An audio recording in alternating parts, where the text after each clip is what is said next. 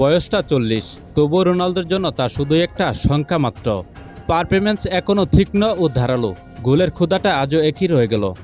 একটা সুযোগ পেলেই প্রতিপক্ষের জালে বল জুড়িয়ে দেন, যেন সময়ের বাইরে দাঁড়িয়ে থাকা এক কিংবদন্তি। আর হবেই বা না কেন, মাত্র 1 মাস হয়েছে তার বয়স 40 পেরিয়েছে, কিন্তু তাতেও পারফরম্যান্সে কোনো ঘাটতি নেই ক্রিস্টিয়ানো রোনালদোর। তিনি এখনও আগের মতোই দুর্দান্ত খেলছেন। গতকাল সৌদি প্রো লিগের ম্যাচে আল সাবারের বিপক্ষে গোল করে রোনালদো নিজের নাম লিখিয়েছেন আরেকটি বিশেষ মাইলফলকে। শুক্রবার রাতে আল সাবারের বিপক্ষে 2-2 গোলে ড্র করেছে 10 জনের আল নাসর। ওই ম্যাচে রোনালদো 1 গোল করেন, যা তার পেশাদার ক্যারিয়ারের 926তম গোল।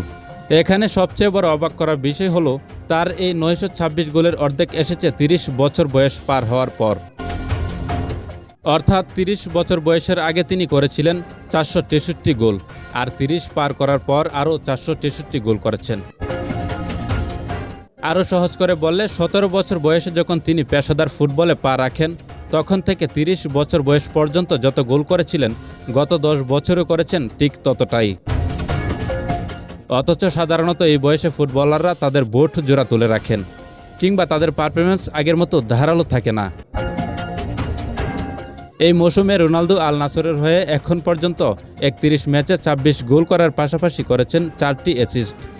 কিন্তু ব্যক্তিগতভাবে ভালো খেললেও দল হিসেবে আল নাসরের সময়টা খুব একটা ভালো যাচ্ছে না।